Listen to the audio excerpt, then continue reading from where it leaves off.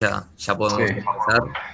sí. Eh, es un gusto contar con dos filósofos que vienen de orígenes distintos, pero que sin embargo ejercen la filosofía. Uno es Gabriel Zanotti, que es doctor en filosofía, bueno, profesor en la Austral, profesor en el SEMA, lo tuve profesor en filosofía de la ciencia y en otros cursos, así que lo conozco muy bien en ese sentido.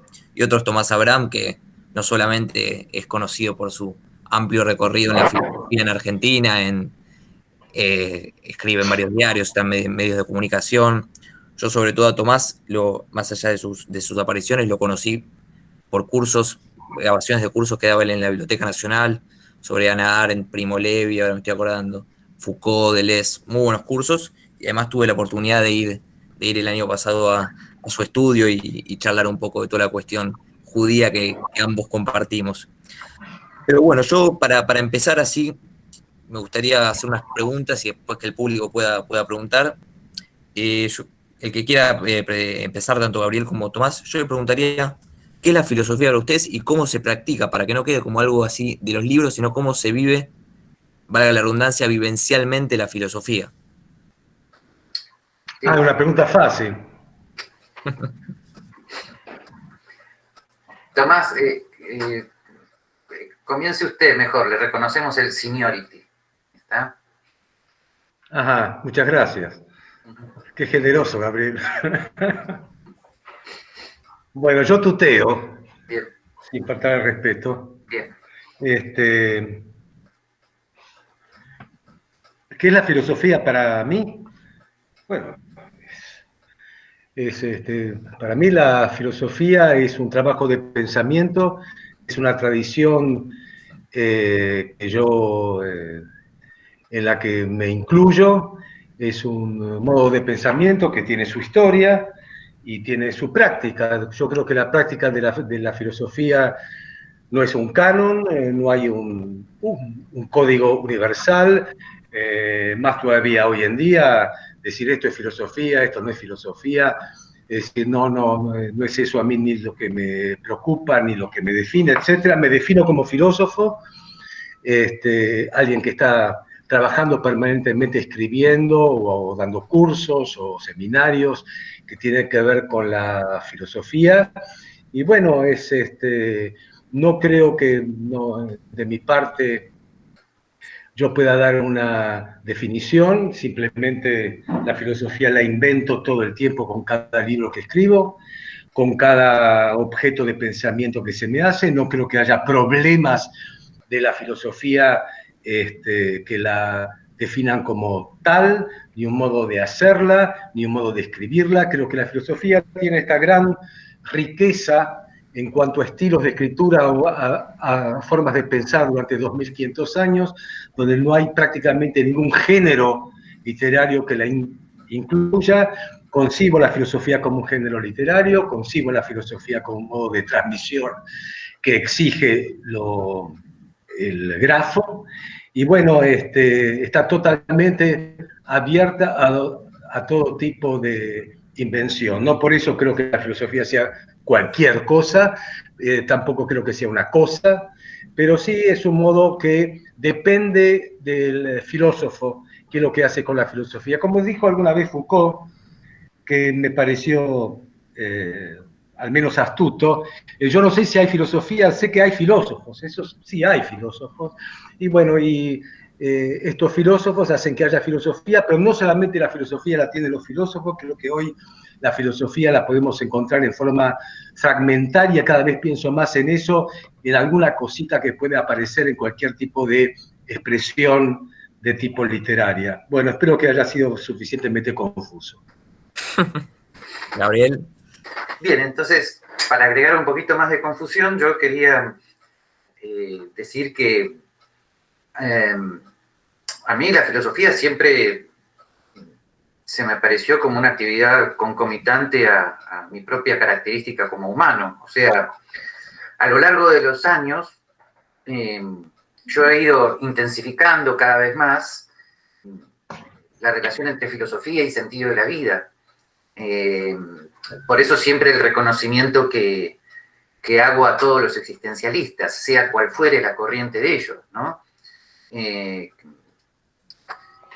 O sea, toda persona que se pregunta por el sentido de su vida está haciendo filosofía. La filosofía tiene que ver con las preguntas últimas y primeras de la existencia humana. Por lo tanto, en ese sentido, a mí siempre me impresionó una genial frase de Miguel Federico Schiappa en su introducción a la historia de la filosofía, que dice: la filosofía, lejos de ser un conjunto de fórmulas difíciles, etcétera, etcétera, es lo esencialmente humano, ¿no? Entonces, incluso a mí me gusta como docente, me entusiasma cuando las personas se descubren como filósofas. Si bien últimamente tengo más cuidado que antes en esto, porque no quiero arruinarles la vida, ¿no? Paradójicamente. Digamos, no quiero arruinar la vida de nadie cuando descubren lo que es la vida, pero de alguna manera eso también me entusiasma mucho, ¿no? Que las personas se descubran verdaderamente como filósofas, ¿no?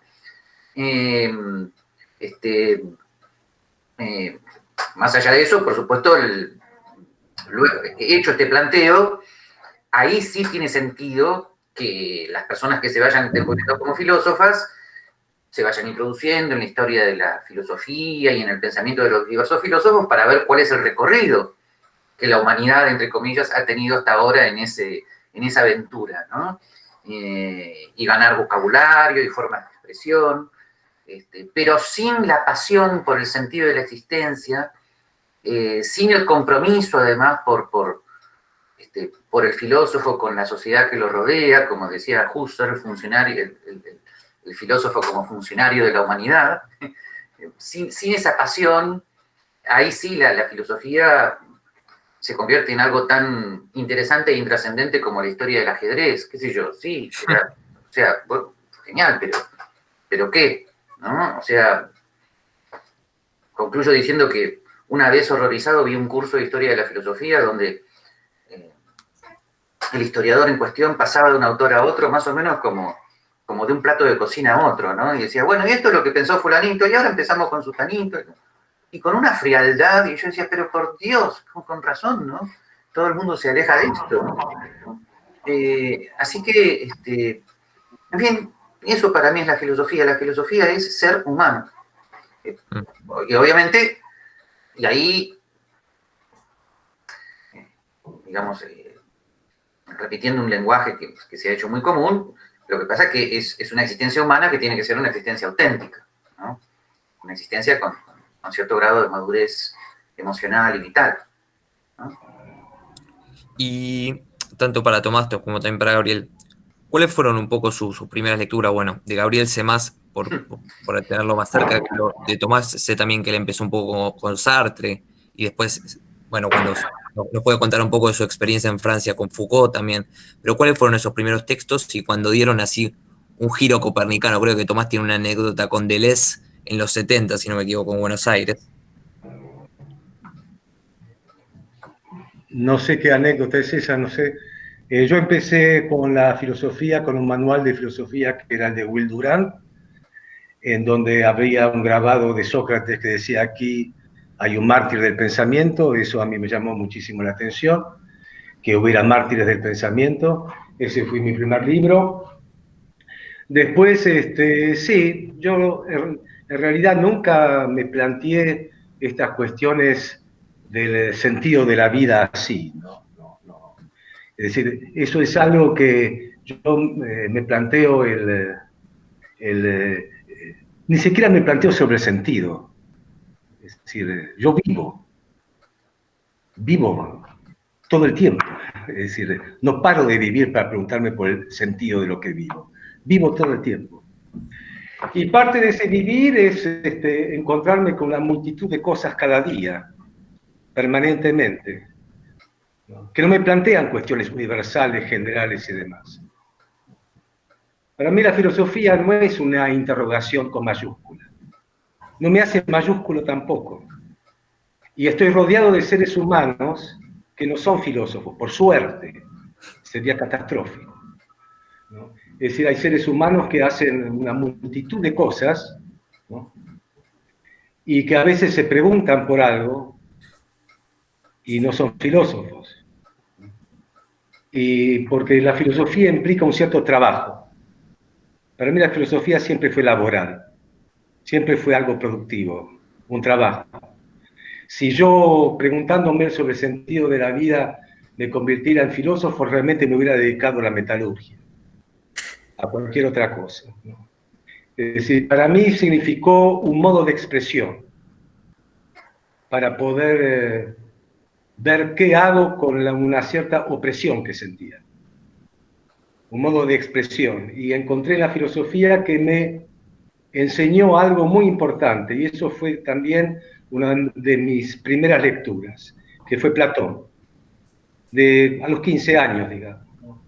Que la filosofía se discutía, que en Platón veía que los personajes se disputaban por algo, que se podía poner en cuestión la opinión de otro, que era posible discutir la autoridad, que se podía preguntarse por todo y que la controversia era igual a pensamiento, que no se podía llegar a tener la más mínima idea si no había un ámbito dialéctico, como decían en esa época, que es de disputa.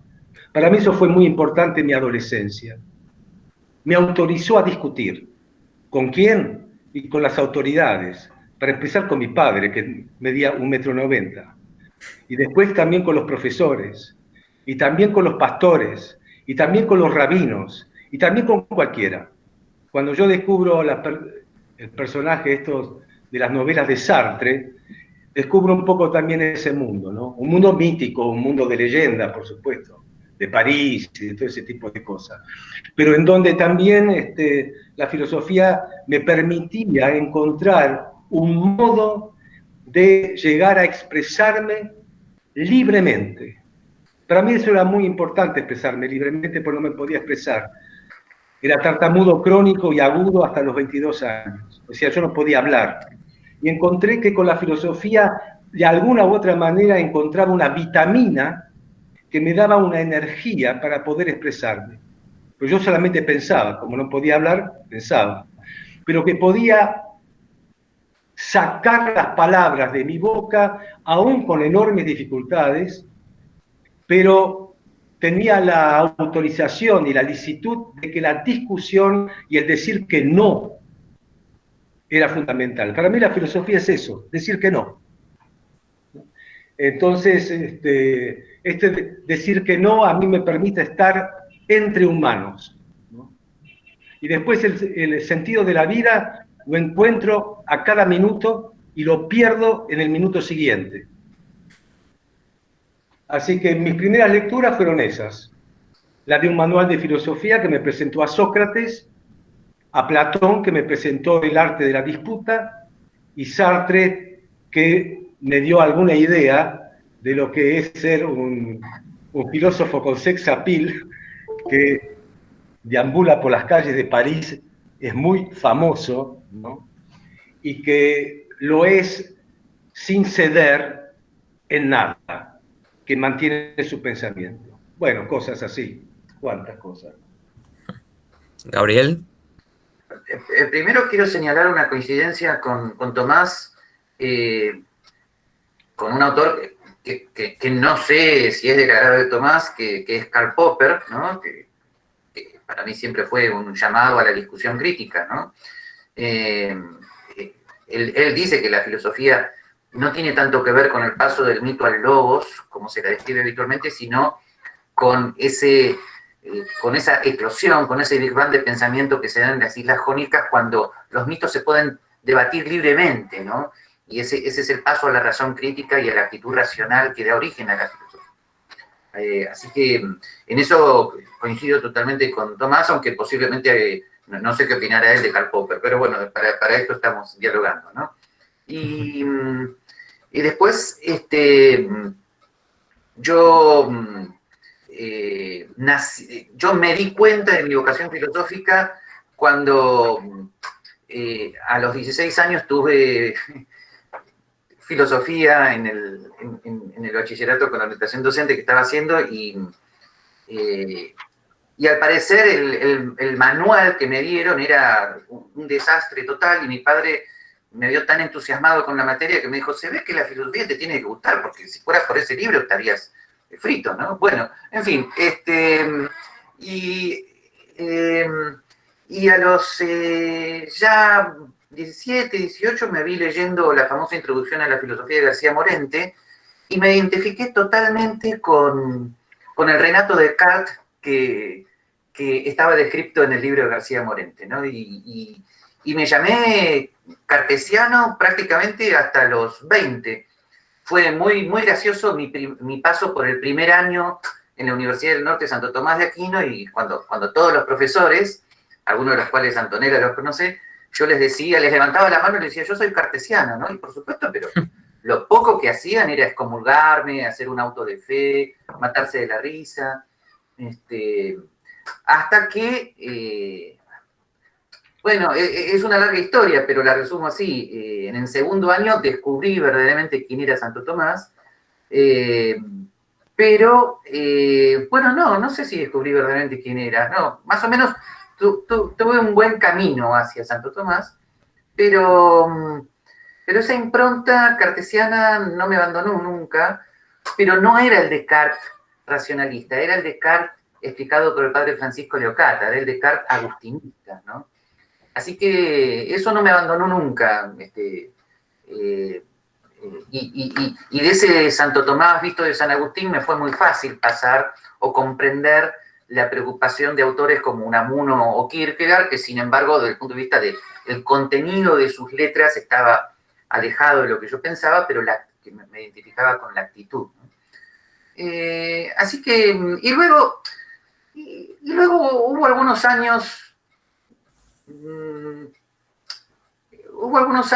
de mucho trabajo, como dice Tomás, me entretuve mucho con la filosofía de la ciencia, estudié a fondo los típicos autores de la filosofía de la ciencia del siglo XX, luego llegó la hermenéutica gadameriana, que me influye hasta la actualidad. O sea, estuve como muchos años, ¿no? Estudiando, rompiéndome el poco cerebro que Dios me dio con Popper, Kuhn, Lakatos, Feyerabend, Husserl, Gadamer, algo de Heidegger, a quien supongo que Tomás entiende seguro mucho mejor que yo. Pero en los últimos tiempos he vuelto a esa actitud más bien agustinista, existencialista, como en realidad uno de los libros que más me definen, y sin embargo más desconocidos, se llama Existencia Humana y Misterio de Dios.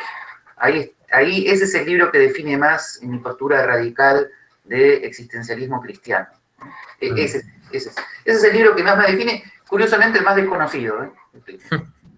Pero, bueno, así es la cosa. Así es.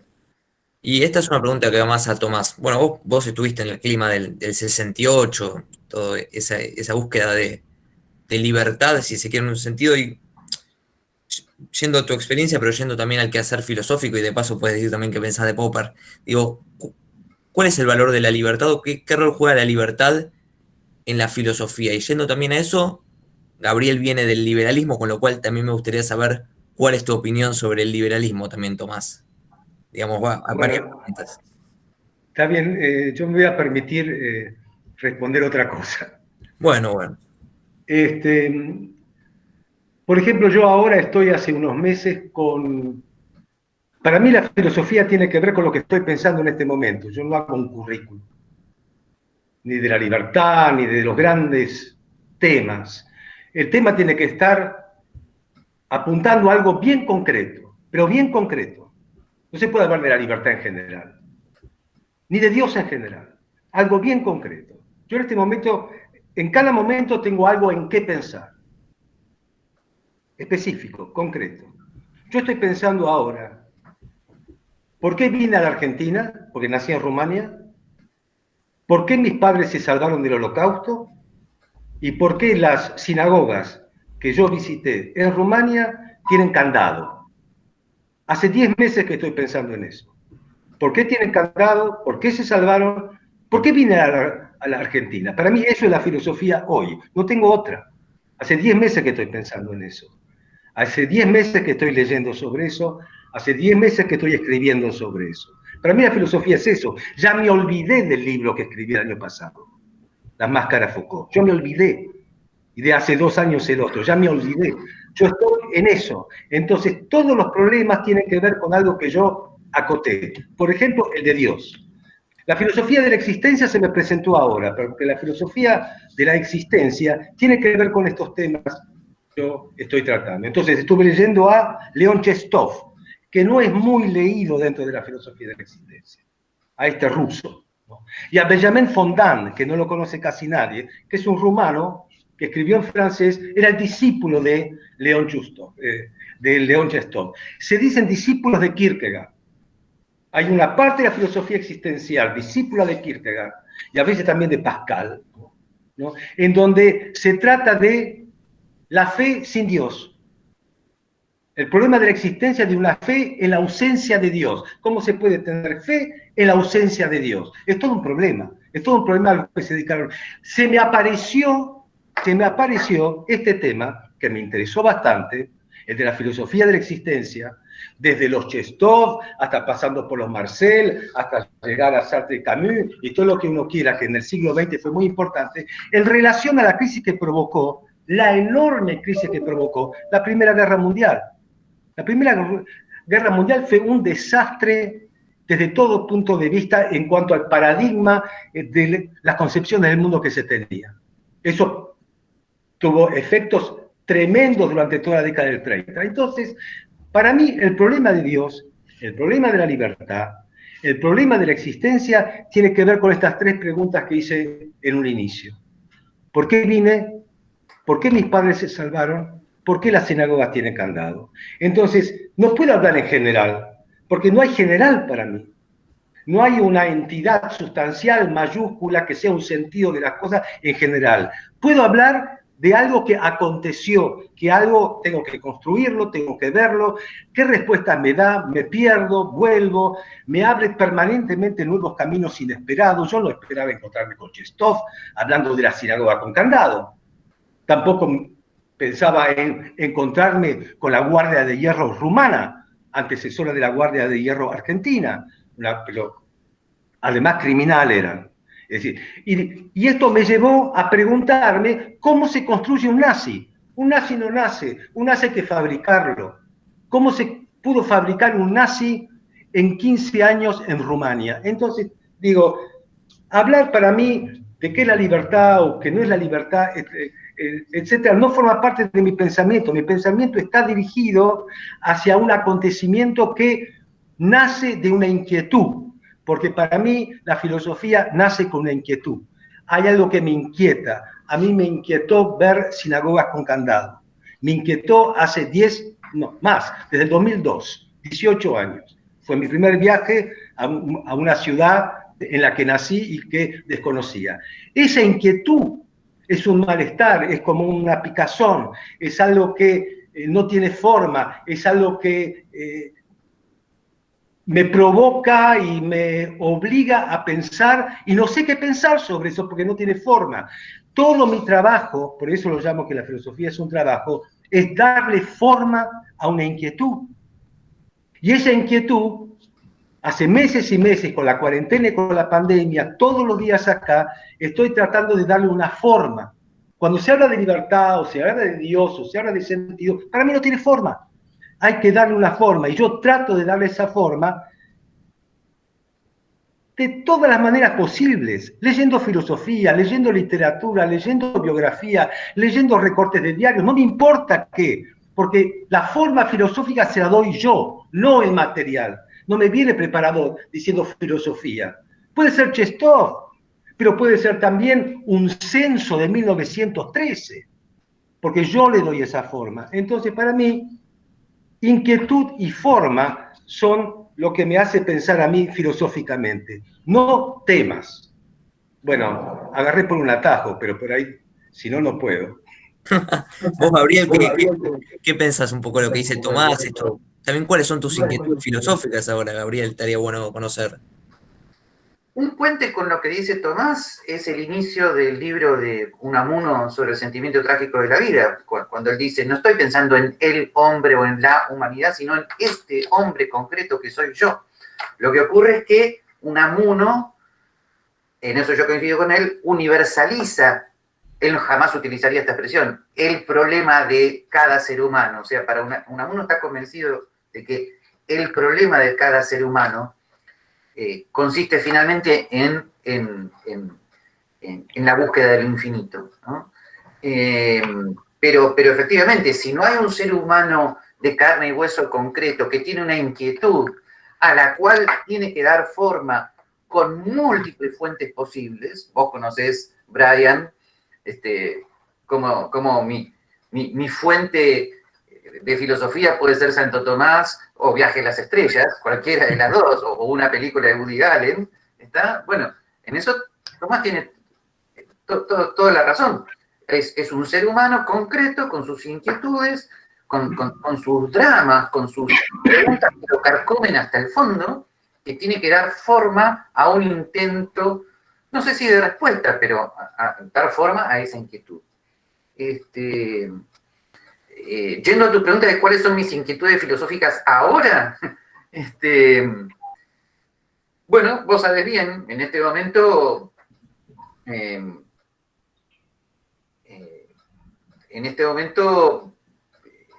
alguna manera, la sistematización de una hermenéutica que concilia Husserl con Gadamer y Santo Tomás, yo creo que es mi inquietud filosófica fundamental. Que creo que eso es como una especie de base para todo lo que yo retrospectivamente he hecho y voy a hacer. Así que, pero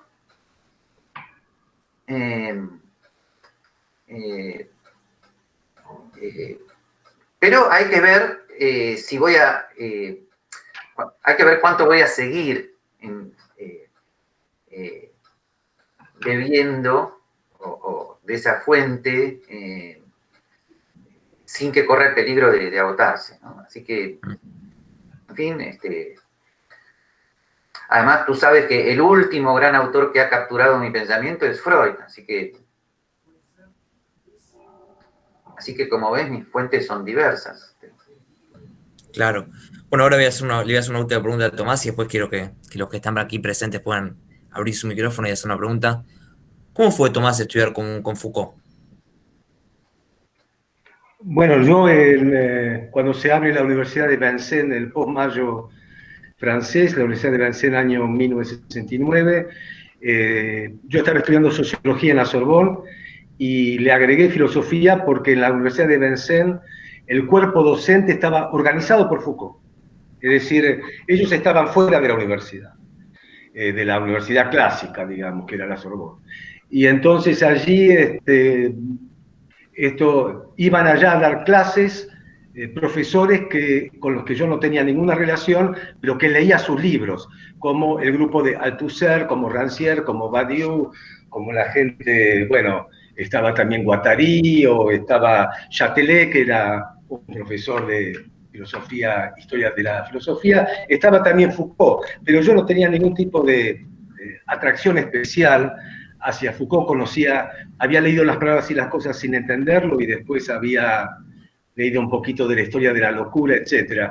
Pero cuando yo llego ahí a Vincennes, en un ambiente anarco, trosco, pro-chino, que creo que eso era todo, en un estado de asamblea permanente, en un estado de rebeldía y hasta de patoterismo permanente, me llamó muchísimo la atención en las asambleas como este señor calmaba las fieras. Las calmaba, ¿no? Y más o menos podía llegar a terminar una asamblea generalizada sin que hubiera muertos, por ejemplo.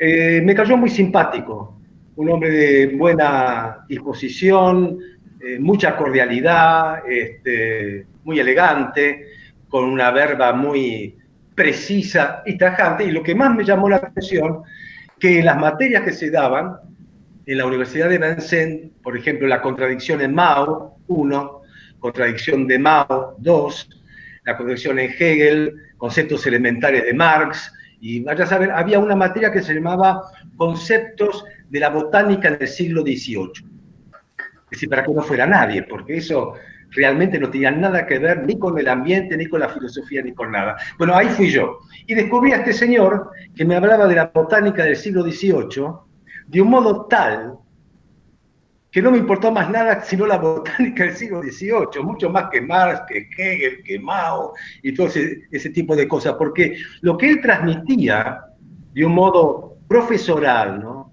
Él leía las clases, muy preciso, muy abierto y muy concentrado, era las condiciones de posibilidad del discurso cartesiano. Yo decía, ¿pero cómo?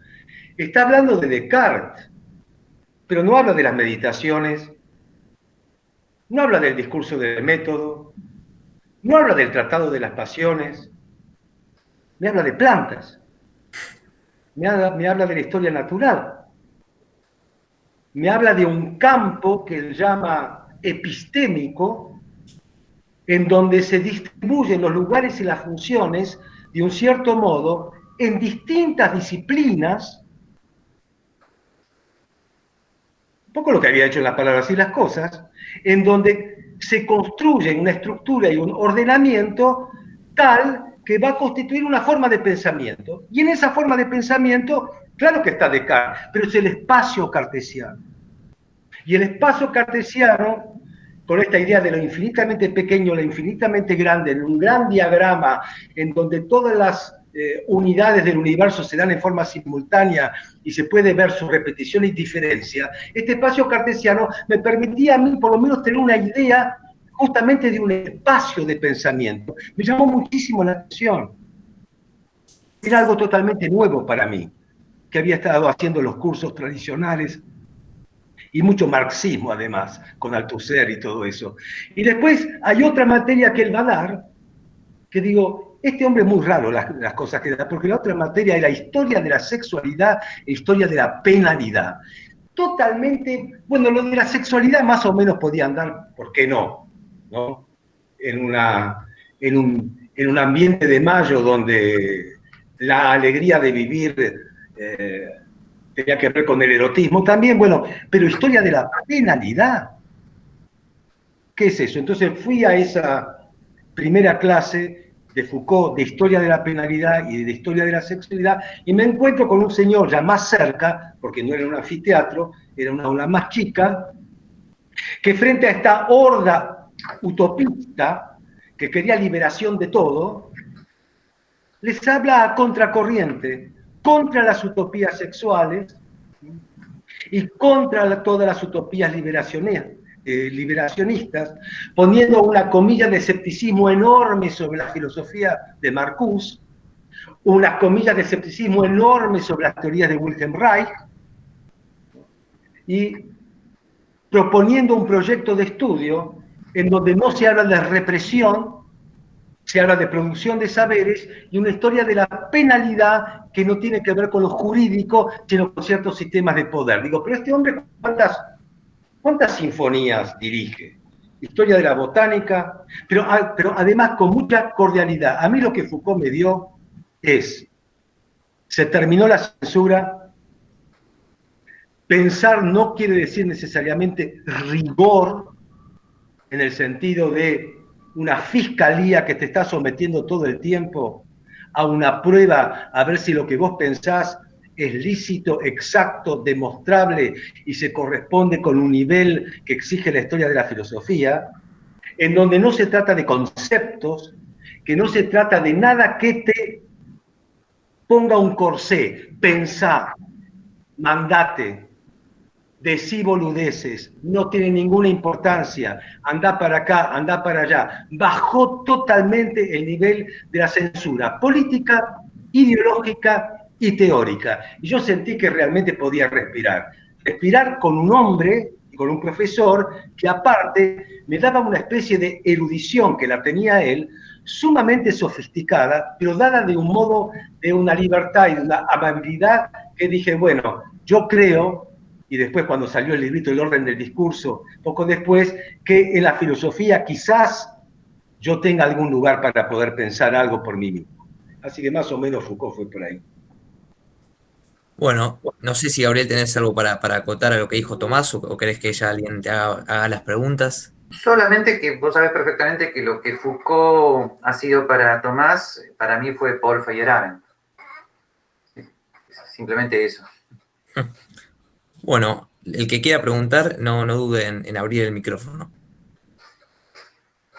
Si alguno quiere consultar. Hola, hola, ¿se me escucha? ¿Sí? Sí, lo escucho. Sí, quería hacer una pregunta más que nada para Tomás, pero también para Gabriel. Me interesa lo que tiene para decir, que es que veo que los dos, pero sobre todo Tomás lo mencionó, comparten esta preocupación de que la filosofía sobre todo se basa en discutir, en inquietar y en, como decía Foucault, problematizar sobre todo al poder. Tomás hizo mucho enfoque en eso de poder discutirle y poder cuestionar las cosas que dice el poder. Y quería hacerles una pregunta doble, pero creo que son dos cosas relacionadas. La primera es qué actitud les despierta algo que por ahí vemos mucho en nuestro país, que son intelectuales o filósofos que parecen pensar u operar como si su trabajo fuera básicamente crear un marco de justificación retroactiva para los actos del poder. Y de la otra cara de la moneda, que piensan de lo que desde el liberalismo Hayek llamaba la fatal arrogancia, que es esto de que, como recién mencionaba Tomás, tipo utópicos que por ahí están proponiendo algo que no se puede implementar sin ningún asidero en algo concreto, puramente abstracto, etc. Nada, simplemente para que reflexionen en torno a eso, sin una pregunta concreta. Sí, son dos cosas muy distintas. Gabriel, ¿querés contestar vos primero? Sí, bueno, gracias Tomás. Yo con respecto a esto último, lo que quería decir es que, a ver, la crítica a la utopía para mí, nunca mejor dicho para mí, muy humildemente, tiene un autor insuperable que es Karl Popper en su artículo Utopía y Violencia, que es un artículo donde él manifiesta muy bien lo que significa un racionalismo crítico, o sea, una razón con plena conciencia de sus límites, una crítica al intento de construir sueños sociales in abstracto, sin proponer soluciones concretas a tradiciones anteriores existentes, etcétera, etcétera. Creo que la lectura de ese artículo me parece que es muy provechosa para vacunarse, ya que ahora están de moda los términos biológicos, para vacunarse contra cualquier tentación de utopía, que puede existir también, como bien sabe Brian, en el pensamiento libertario, ¿no? Así que, en este sentido, eso es lo que quería aclarar. Pero luego, les ruego me disculpen, no me acuerdo cuál era la primera parte de la pregunta, pero bueno, si alguien me la quiere hacer acordar. Sobre los intelectuales era. Ah, sí, eso es más. Yo, la verdad, en ese sentido, a ver, miren, a esta altura yo podría confesar públicamente que yo pude circular en los ambientes académicos argentinos y a veces internacionales, la verdad por pura suerte, porque me gusta escribir.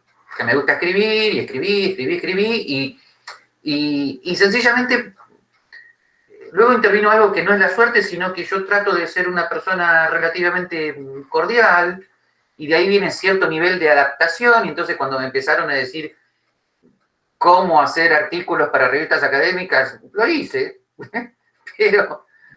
pero por cordialidad. Después me di cuenta que eso me salvó la vida, no sé si decir académica, pero no sé qué valor ha tenido eso, salvo tal vez poder proveer algo a mi familia.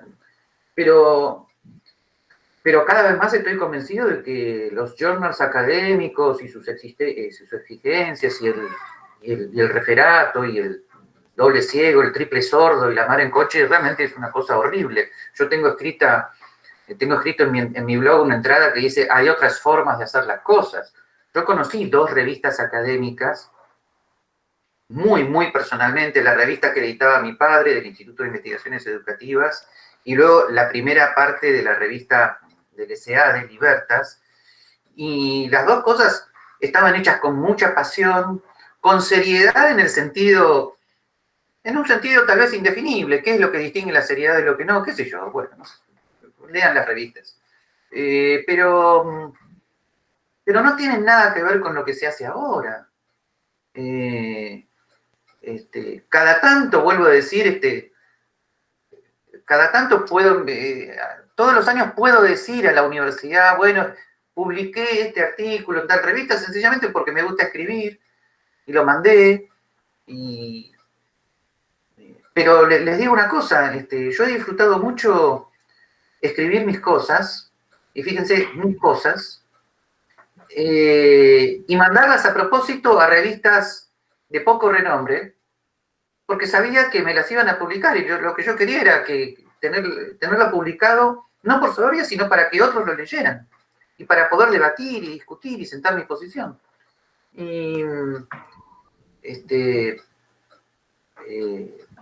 Así que, y últimamente estoy cada vez más en eso. Realmente no sé cuánto tiempo más voy a poder camuflar mi auténtica existencia en la vida académica que me rodea. Realmente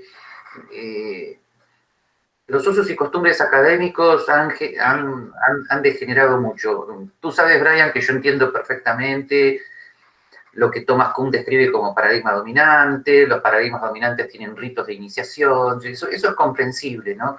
Pero en una sociedad más abierta, como la que querían Popper y Feyerabend, estos ritos de iniciación deberían tener más competencia, ¿no? Y ahora, en cambio, los paradigmas dominantes están unidos a los poderes de los estados.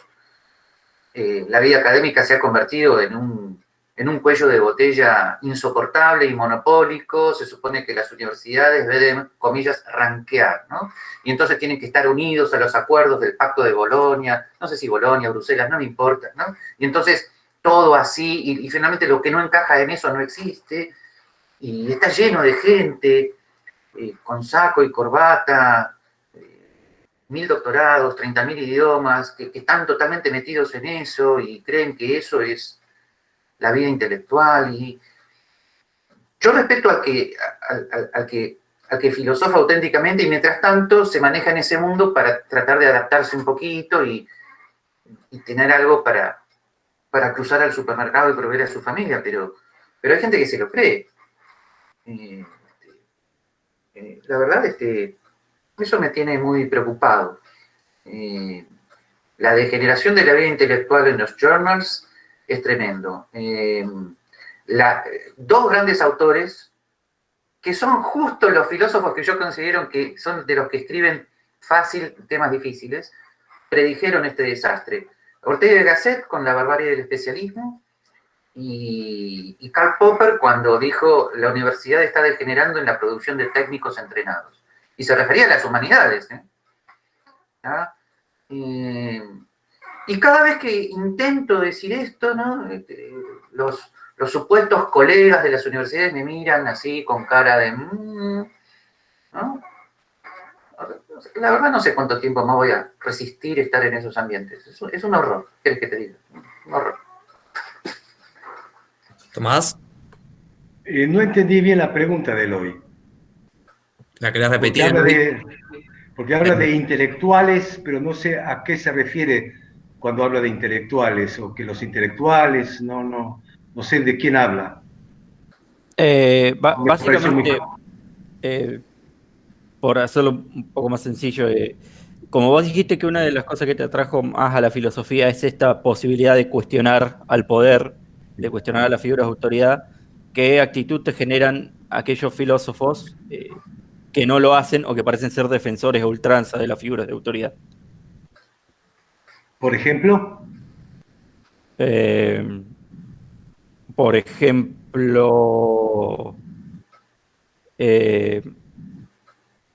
un ejemplo que vemos bastante seguido de economistas, por ejemplo, o por ir a algo más cotidiano, el famoso comité de infectólogos, que hoy en día parece priorizar las necesidades médicas por encima de todas las demás necesidades sociales que pueda haber, y justificar en base a eso todas las actuaciones posibles que realice el gobierno.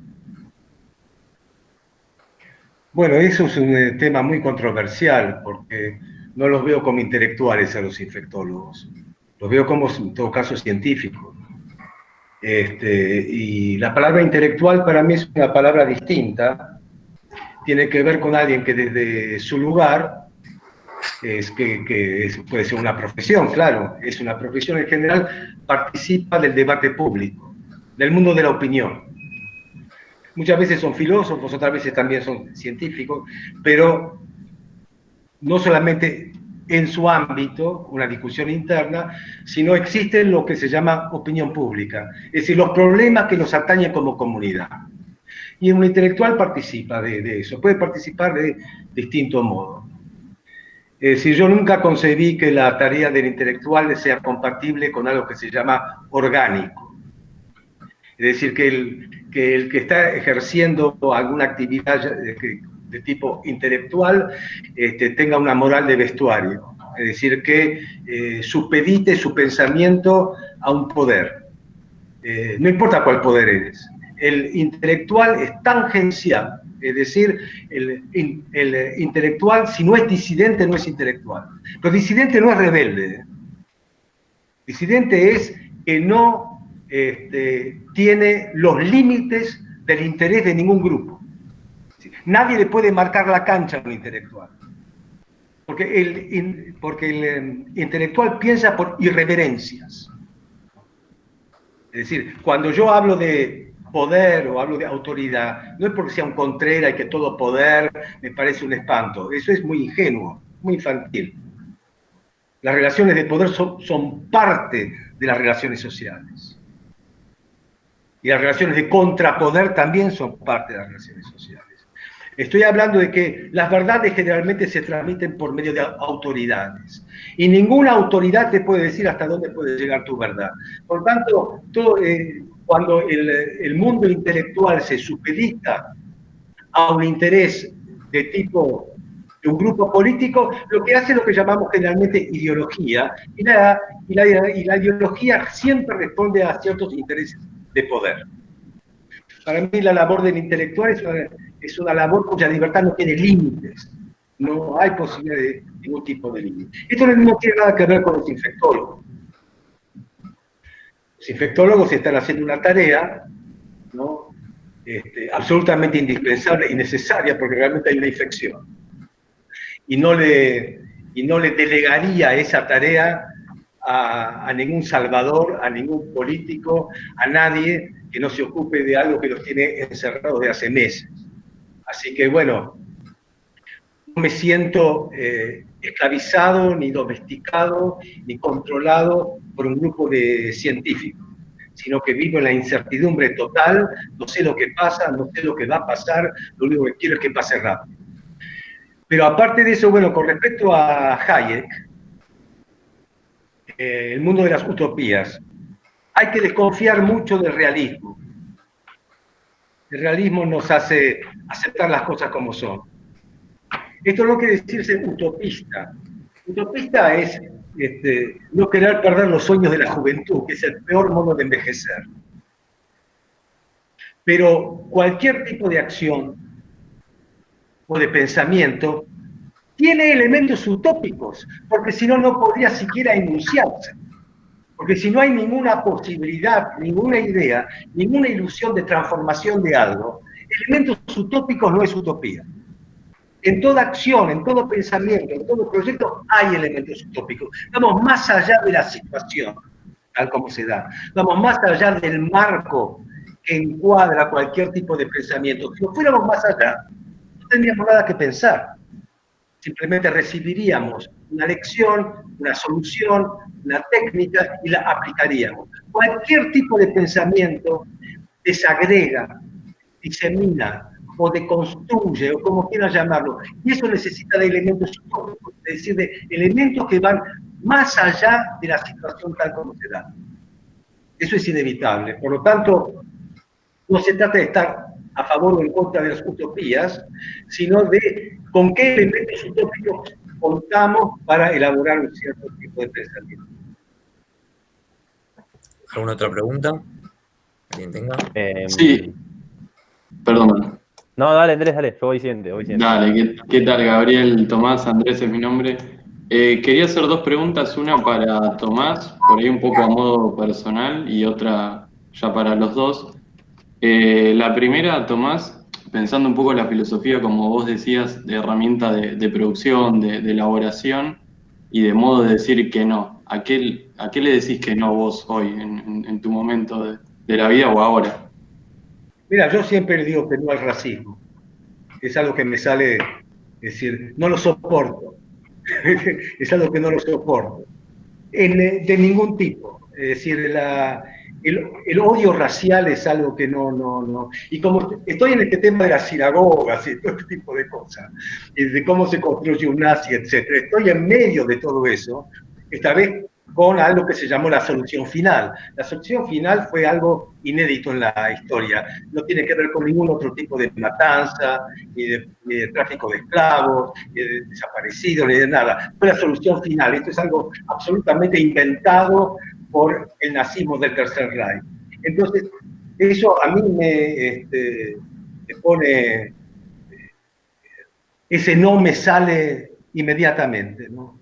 Como me sale un no de las entrañas cuando veo algún sometimiento que se hace a gente que no tiene posibilidad de respuesta, por ejemplo, los niños.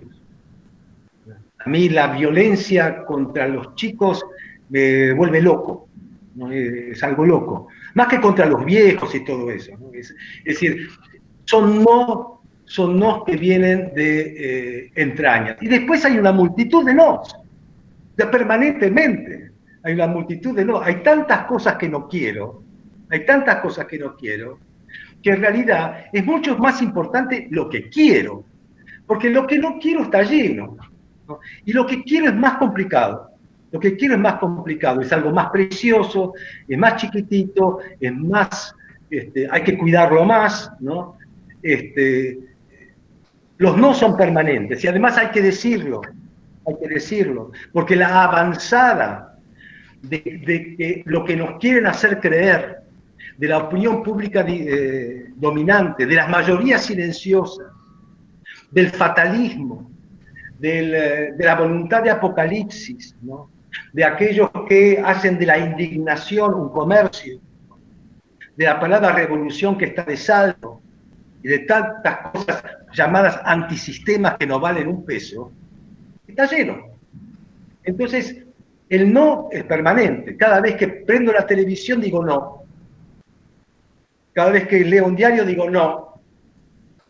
O sea, el no es permanente. El sí es mucho más importante y mucho más delicado y mucho más difícil. Buenísimo. Ahora la otra pregunta que me faltó, esta más general. ¿En qué creen que está o que nos puede servir un poco la discusión, el pensar filosóficamente a modo de discutir en contexto de pandemia y cuarentena? ¿Hay una discusión a nivel por ahí más global? ¿Hay discusiones aisladas? ¿Qué piensan ustedes que nos puede aportar el pensar en sentido filosófico para pensarnos hoy en este contexto? Gabriel. Primero una aclaración con respecto al tema de la utopía. Sí, si por utopía se entiende ideal regulativo, como el Kant, o la utopía inspiradora de la cual hablaba Robert Nozick, sí, en ese sentido coincido con Tomás, ¿no? Jacques Maritain justamente habló del ideal histórico concreto, ¿no? El filósofo tiene que tener un ideal por un lado y luego prudencialmente aplicarlo a su situación histórica. Y este modelo de pensamiento de ideal histórico concreto evita las utopías sin historia y las historias sin ideales, ¿tá? Por lo demás, cuando apenas vino la amenaza de la cuarentena, yo escribí un primer artículo que se llamó Feyerabend y el coronavirus. Creo que filosóficamente se ha pensado muy poco en el diagnóstico que Feyerabend hace de la unión entre Estado y ciencia que se da en el siglo XVIII de parte del racionalismo constructivista, cómo eso ha producido un piso cultural que casi ni se discute y cómo eso ha conducido lentamente a la situación en la que estamos hoy. Es un diagnóstico filosófico, no es biológico, ¿no? O sea, lo que Feyerabend plantea es que en una sociedad abierta los ciudadanos tienen pleno derecho a discutirles a los expertos, a los supuestos expertos, a tomar sus propias decisiones por encima de los juicios de los expertos. La palabra experto para Feyerabend es prácticamente el paradigma del autoritarismo, del racionalismo iluminista a partir del siglo XVIII en adelante. Así que bueno, y yo sigo insistiendo con esto todo el tiempo, ¿no? Con lo cual el debate va más allá del tema biológico. Y creo que es un debate filosófico profundo, porque pone el dedo en la llaga en uno de los supuestos culturales, por un lado, más profundos y por el otro lado, menos debatidos, que ha conducido a nuestra sociedad a un totalitarismo light, si se quiere. Light puede llegar a decir muchas cosas, ¿no? Habría que ver. Que es la unión entre Estado y ciencia. O sea, concluyo diciendo, Feyerabend, que los que me conocen saben que me cae muy, muy simpático, en el conjunto de cartas que tiene con Lakatos, en un momento le dice: mira, Lakatos, hay 3 grandes pensadores en filosofía política, ¿no? John Stuart Mill, Popper y yo. Bueno, por supuesto, millones de personas lo odian por este tipo de frases, ¿no? Pero en un sentido tenía razón. John Stuart Mill había planteado el tema de la libertad como fruto del límite del conocimiento humano. No es el único fundamento, pero es uno de los fundamentos. Popper trató de llevar esto un paso más adelante cuando habló de la sociedad abierta, pero finalmente Feyerabend sacó las últimas consecuencias. La sociedad abierta no puede ser plenamente abierta mientras haya distinción entre Estado e Iglesia, pero no haya distinción entre Estado y ciencia. Es un tema muy filosófico. Sí, lo de la pandemia, sí.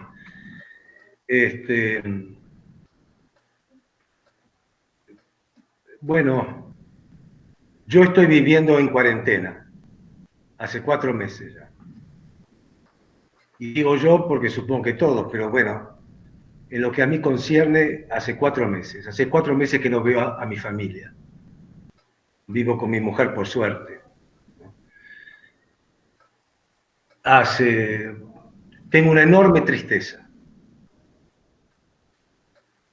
por lo que está pasando, por lo que está pasando con la gente, por la situación económica, porque hay gente que está perdiendo todo, hay gente que se queda sin trabajo, hay mucha angustia. Me da una enorme pena, aunque yo no esté pasando eso en forma específica, me da una enorme pena. Tengo mucho miedo, tengo miedo de contagiarme. Por eso no salgo. Ahora estoy saliendo, hoy salí 2 horas. Pero no tengo ninguna actividad con gente. Hago un Zoom de filosofía online, que tuvimos 27 reuniones ya, desde marzo. Estoy escribiendo un libro. Soy muy voluntarioso, trabajo, pero estoy muy triste y tengo mucho miedo. Son miedos muy raros. Hay una presencia de la muerte muy fuerte. Hay un bombardeo que tiene que ver con la muerte muy fuerte que trato de no ver. No me interesa. Un sistema de récords de cuántos muertos y contagios hay comparativamente. Me parece mórbido, obsceno pero indudablemente los medios de comunicación no tienen material como para hablar, porque ese es el material global y mundial. No siento que nadie me aprecie. No estoy en desacuerdo con la política del gobierno. Puede haber sido mejor o peor, no me interesa el tema, no me interesa el tema político. Sé que existe una enfermedad, que es sumamente contagiosa, que mata a mucha gente, que no es controlable y que no tiene cura por el momento. ¿Qué efectos va a tener? Ojalá que lo pueda pensar cuando ya haya pasado. No lo puedo pensar ahora. Ahora tomo medidas precautorias. Sé que si se diera libertad a todo el mundo para que haga lo que quiera según su conciencia, nos moriríamos todos. Que necesitamos una regulación, que necesitamos a la ley, que necesitamos un límite. Lo mejor sería que este límite lo ponga gente proba, razonable, con conocimiento de las cosas, con honestidad y con información, pero es lo que hay. No voy a pedir que la Argentina sea Venus, ni que el mundo sea otro mundo, es el mundo en el que vivo. Y este mundo yo no lo condeno porque soy parte de él, no soy mejor que el mundo. Y no soy mejor que los otros argentinos, soy uno más. Entonces, no tengo ninguna lección para dar, ningún pensamiento original para dar, yo con emociones, sé que están pasando cosas inéditas, cosas que no puedo elaborar bien. Vivo en la incertidumbre. ¿Cuánto tiempo va a durar esto? ¿Cuánto tiempo? ¿Y en qué momento podremos volver a vivir como antes? Porque vivir como antes, para mí significa poder ver a mi nieto y darle un beso, y darle un abrazo a mi hija, y estar con un par de amigos comiendo y haciendo bromas, y salir a la calle y salir de mi barrio. Para mí eso es vivir como antes. Yo quiero vivir como antes. No me arrogo el juicio de decir que todo esto fue inevitable porque la contaminación, porque el virus, porque los chinos, porque vivimos de un modo que no se debe vivir y que nos merecemos bien este castigo. No soy un profeta de Israel, yo, para andar acusando a la humanidad. No sé por qué ocurrió esto, no sé de dónde viene esto, y tengo la misma incertidumbre que tienen todos. Y considero que cuando yo tengo una enfermedad y me siento enfermo, hago una sola cosa, llamo a un médico. Y después poder criticar a la medicina en su función social y en su control institucional y político, pero llamo a un médico, porque no me puedo curar solo, y porque existe la medicina, y para mí es mejor que la curandería, y para mí es mejor que los pastores religiosos. Por eso voy a un médico, por eso tuve que hacer algún tratamiento médico, y cuando hay una pandemia se ocupa gente que entiende del tema, y no quiero que se ocupe otra gente, porque la otra gente no me sirve para nada y es de irresponsabilidad. Al menos en la corporación médica discuten entre sí en un cierto nivel que tienen controles, ¿no?, que no tiene control otros. Y en estos controles discutirán, y uno dirá con barbijo, y otro dirá sin barbijo, y otro con triple barbijo, y otro que tiene la vacuna, y otro que no tiene la vacuna. Sé que el mundo de la ciencia no es un mundo liso, nada lo es. Es un mundo controversial. Pero no hay otro para estas cuestiones. No hay otro. Entonces yo la libertad la entiendo de otro modo. Yo sigo siendo libre. Sigo siendo libre. Ahora pido que la persona que sube el ascensor de mi casa tenga barbijo. Y si por su conciencia se saca el barbijo, me está matando. es un ser libre, con su conciencia, pero me puede matar. Así que no creo en esas cosas. Voy a enchufar esto antes de que... Bueno, creo que las últimas dos preguntas, creo que Nico y Antonella tienen las últimas dos preguntas. Si querés, Bueno, Nico, primero vos. se escucha, ¿no? Sí. Bueno, primero, ¿cómo están los dos? Que los admiro mucho como estudiante también de ciencia política de Wilker Dayan y también como estudiante de geografía, la filosofía para mí es muy importante para entender más cosas que vayan más allá de los ámbitos que yo estudio. Y si bien tenía muchas preguntas, entiendo que el tiempo apremia. Entonces, quizá hay dos preguntas que a mí siempre me rondan y que no encuentro demasiadas discusiones filosóficas interesantes cuando leo, y quizá su opinión me puedan aclarar algunas cosas para conocer un poco más. ¿Qué piensan de esta idea de que solamente el método científico puede conocer del cientificismo? Y otra que quizá Tomás tenga una opinión mucho más, digamos, esclarecedora que la que yo he encontrado, Heidegger, que un poco Gabriel lo dijo, pero no encuentro si hay opiniones muy concretas sobre si es verdaderamente, digamos, un filósofo, por ejemplo, para mí, a la altura de Platón, o si simplemente es una persona más que escribe y que no ha llegado quizá a un pensamiento tan amplio. Nada, eso y muchas gracias a los dos porque fue una muy, muy, muy, muy linda charla y pude aprender un montón de cosas. No me acuerdo la primera. Lo de Heidegger, antes de Heidegger, ¿qué era? Lo de la ciencia. Era sobre, exactamente, Sobre el método científico. exactamente. Bueno, no sé si la ciencia se define por un método. No sé si existe la ciencia en singular y en mayúsculas. Hay disciplinas científicas, hay disciplinas que tienen elementos científicos sin ser ciencias. Para mí la filosofía no tiene que ver con el conocimiento, tiene que ver con el pensamiento. Es otra cosa. Las ideas en filosofía no tienen demostrabilidad, no tienen confirmación experimental, no se busca la exactitud. Se piensa porque no se conoce.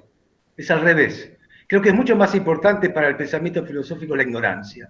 Solo sé que nada sé, dijo el maestro mayor de obras. Es decir, el pensamiento surge cuando el conocimiento no es suficiente. Kant en ese sentido fue un grande, especialmente en la dialéctica de la... Hay cosas que no se conocen.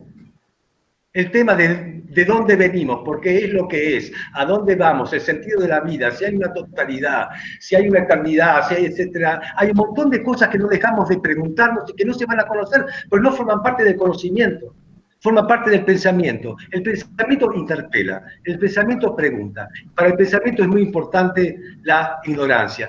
La ciencia va por otro camino, va por el camino de la demostrabilidad. Nosotros en filosofía no tenemos problemas y soluciones, tenemos dilemas. Por cualquier lado que vayamos va a haber una paradoja, por cualquier lado que vayamos va a haber una contradicción, por cualquier lugar que vayamos nos vamos a romper la cabeza contra un muro, pero nos va a despertar algo, un camino, que no sé a dónde lleva, pero el pensamiento nace cuando hay un problema, cuando hay una dificultad, cuando hay un obstáculo. Cuando, como decían los griegos, a la roca le decían obstáculo, hay que hacer un rodeo. Es decir, el problema del conocimiento no es un problema para mí. Por supuesto que uso información, pero jamás puedo decir yo conozco tal cosa. Yo trato de darle una forma, como dije antes, una inquietud. Quiero hacer de una dificultad algo que no sea la dificultad sola. Que sea un libro, que sea un escrito, que sea una clase, que sea un curso, que sea una forma, que sea una expresión. Esto no tiene que ver con el conocimiento. Y con respecto a Heidegger, yo creo que Heidegger es un muy buen profesor de filosofía. Es un hombre que su libro sobre Kant me parece excelente, un gran libro. Su libro sobre Nietzsche me parece que hizo un seminario de 10 años durante el régimen nazi sin tirarle un hueso al Tercer Reich. Hizo Claro que era un cobarde que sacó el carnet y que además tenía ciertas afinidades con lo que era la ideología de los años 30. Pero creo que es un profesor de filosofía, es inevitable leerlo porque es muy interesante, es muy interesante. Ahora, no me interesa su visión de la filosofía. El ser, la verdad, a mí me importa poco y nada. Yo no me estoy preguntando sobre mi ser judío. Yo me estoy preguntando por qué vine. Es otro verbo. Vine en un barco. Ugolino Vivaldi. 13 de octubre. Eso es mi ser judío. Yo vine de un lugar donde mataban judíos, pero yo vine. No es el problema del ser. Ni creo que el ser se haya olvidado. No pienso el pensamiento en términos de memoria. Ni de olvido, ni de recuerdo, ni de escucha, ni de los pastores del ser. Creo que si hay algo más allá de nosotros, si hay algo más allá, bueno, es el prójimo, que en general está cerca. En general está cerca. Así que creo que las meditaciones heideggerianas son de un tipo de pensamiento pastoral, ¿no? Que en realidad no me estimula, me irrita a veces y me duerme otras veces. Sin embargo, como en tantos filósofos, hay cosas interesantes. Hay cosas interesantes. Yo no tomo ni a los problemas, como dije antes, ni a los filósofos como entidades globales. Ni estoy de acuerdo con ellos o en desacuerdo, porque mi relación con la filosofía no es de acuerdo o de desacuerdo. Es si me sirve para crearme problemas. Necesito crearme problemas para salir de mis problemas, de mí. Necesito la expresión. Entonces, no los tomo en forma global. Foucault dijo una cantidad de estupideces que puedo poner en un baúl. Tomó posiciones políticas ideológicas demagógicas. Sin embargo, es mi maestro. Porque los maestros también están fallidos, no solamente nosotros. Entonces no lo tomo en forma global. A Heidegger tampoco lo forma global. Digo, el libro sobre Kant y la metafísica es riquísimo, una delicia, me gustó. Me ayudó a pensar a Kant y me ayudó a pensar a Heidegger también. Y me ayudó a pensar otras cosas. Ese libro, ese pensamiento. El de Nietzsche no estoy de acuerdo, pero qué rico que es.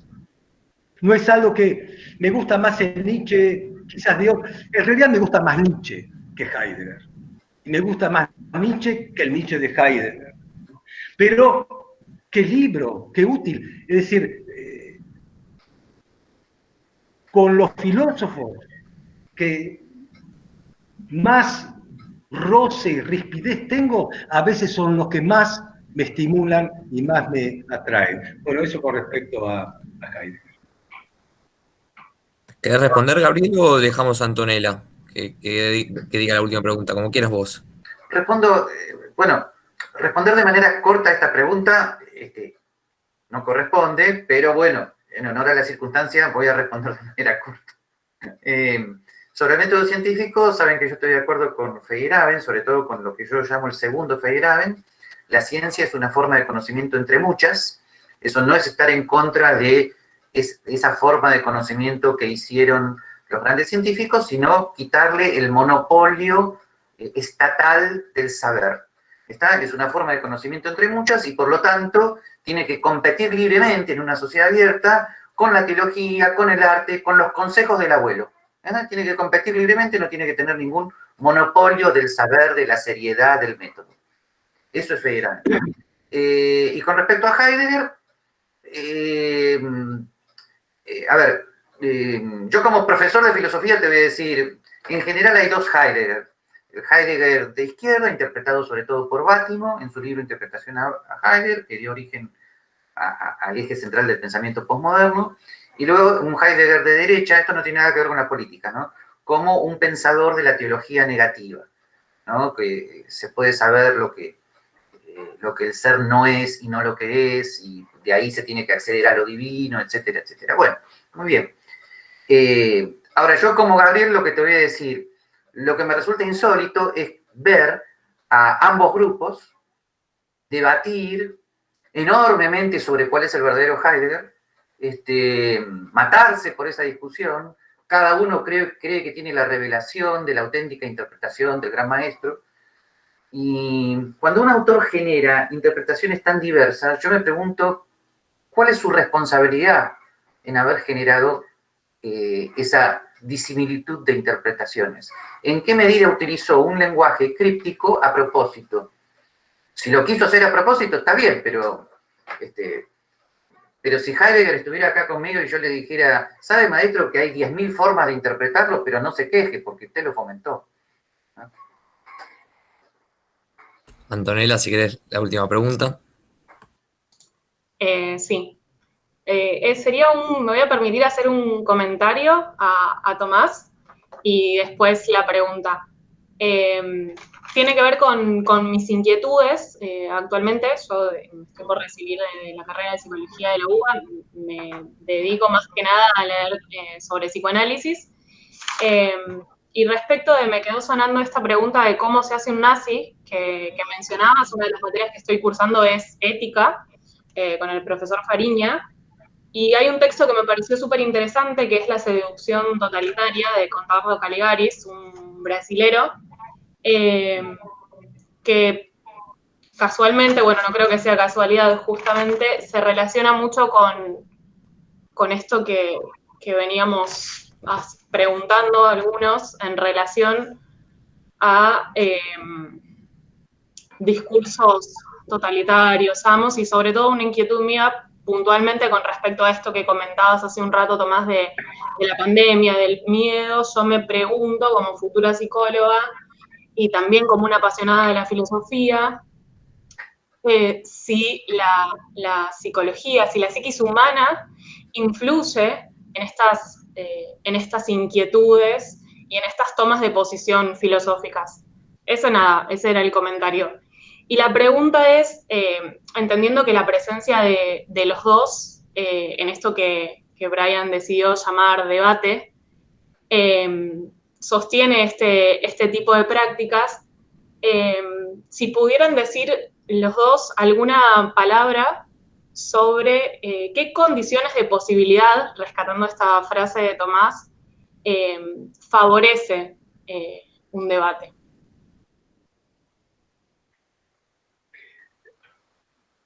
Toda la primera parte de la que vos hablaste me parecía que era una gran pregunta, y esto último no lo entendí bien. Es decir, ¿cuáles son las condiciones de posibilidad de un debate?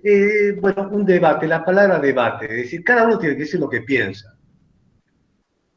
Cada uno tiene que decir lo que piensa. No. Eso ya es bastante complicado, ¿no? Porque además uno no piensa siempre lo mismo. Entonces, vos hablaste en un momento dado sobre la construcción de un nazi que yo mencioné, y sobre la psique, y sobre la pandemia, y todo eso, lo que te puedo decir es, Conrado Caligaris es un autor que hace muchísimo que no leo, que me interesó mucho en una época, pero después lo perdí de vista. Un hombre muy, muy inteligente. La seducción totalitaria, con respecto a eso nada más, construir un nazi, para hablarlo así, fabricar un nazi, exige una inversión enorme, enorme, una cantidad de energía educativa muy grande. Hannah Arendt inventó este término de la banalidad del mal, porque vio en Eichmann a ningún monstruo, sino a un hombre mediocre. Ahora, para construir ese hombre mediocre, que no es cualquier hombre, para construir ese hombre mediocre, que no necesariamente tiene que ser un jerarca como Eichmann, puede ser algo mucho menor, puede ser una masa también, para construir una masa nazi, para construir esa banalidad, se necesita una enorme inversión educativa y cultural. Tienen que intervenir periodistas, académicos, artistas, escritores, filósofos, intelectuales, historiadores, científicos, un montón de gente Esto no es tan sencillo. Hay que tener un aparato, no solamente de Estado, un aparato que no solamente es político, sino que es cultural, para poder hacer creer a la gente en que hay que matar a alguien, sea bebé, anciano, mujer, varón, etcétera, por pertenecer a una etnia, y que eso está bien. Eso no es así nomás. Pero ese así nomás no depende de que nosotros tenemos algo adentro humano, ¿no? Porque Gabriel hablaba de lo humano, también hablemos de lo inhumano. Nosotros también somos inhumanos. No es algo que humanamente no podemos hacer. Podemos hacer cualquier cosa nosotros. La historia está para eso. Nuestra inhumanidad es tan fuerte como nuestra humanidad. Entonces, esa construcción de la que estamos hablando es fue la historia del siglo XX, está ahí, en nuestro pasado inmediato. Esto no depende ni de la economía, ni de la miseria material, ni la doctrina del chivo emisario, ni nada por el estilo lo explica. Lo que sí se necesita una educación muy fuerte. Interviene la parte culta para crear un nazi. No las masas analfabetas y todo ese tipo de cosas. No, para embrutecer hay que cultivar, si no, no se lo logra. Eso. Gabriel, para cerrar.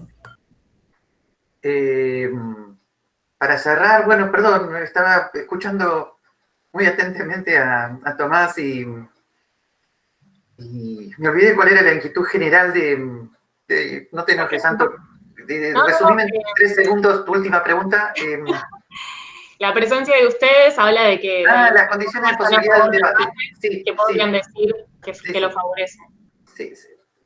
Las condiciones de posibilidad creo que se han cumplido. O sea, en este momento lo que Habermas considera condiciones de posibilidad de un diálogo, verdad, sinceridad, etcétera, creo que se ha cumplido.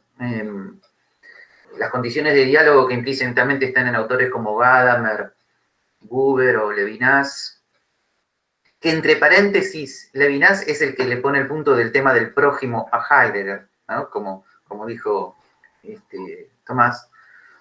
Así que lo que ocurre es que hay que educar en el diálogo. El diálogo no surge espontáneamente. Espontáneamente me parece que en los seres humanos tenemos más espontáneamente la pulsión de agresión de la que habla Freud y no el diálogo. Espontáneamente nos queremos matar. Por lo tanto, tenemos que educarnos en las condiciones de diálogo. Sobre todo los profesores, ¿no? Hay que educarlos en lo que es el diálogo, hay que enseñarles al diálogo, que eso es dar clase. Todos creen que dan clase, pero no dialogan, por lo tanto no lo hacen. O sea, hay que educar en las condiciones de diálogo. Y eso, lamentablemente, bueno, es muy escaso, ¿no? Así que, en fin, esa sería mi reflexión final.